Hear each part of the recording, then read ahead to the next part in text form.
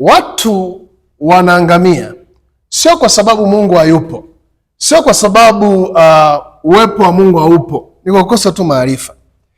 Sasa hao ni watu ambao wanakesha kanisani, they don't focus or focus kujua kabisa, kutafuta kujua wanatakiwa kuwepo wapi na wao wanatakiwa kufanya kitu gani.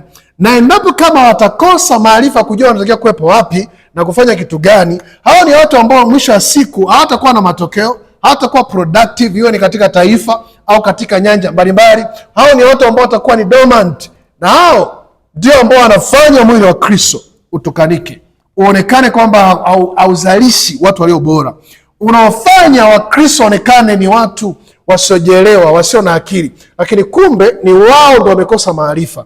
Na hata kiasi kwamba Mungu mwenyewe ana akili, anasema watu wangu, sio kusema anawakataa, ni wake, lakini wanaangamia kwa kukosa maarifa. So mtu wa Mungu, ujue kabisa kuna gharama ya kulipia.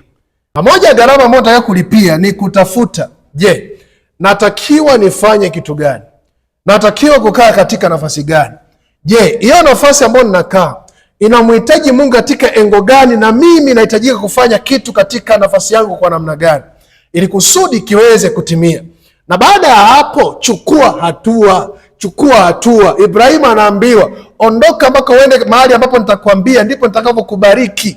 Ili kuchukua hatua, ili kuondoka kufika hapo, ndo Mungu akaanza kuachilia mema yake kwake. So maana kuna nafasi ya Mungu ilibidi afanye, lakini pia kuna nafasi Ibrahimu ilibidi achukue hatua kufanya, ili kusudi kile Mungu alichokusudia kipate kutimia. So it means endapo Mungu anakutana na mtu wake hayupo katika nafasi sahihi na afanye kitu ambacho ni sahihi, maana yake automatic anapishana naye.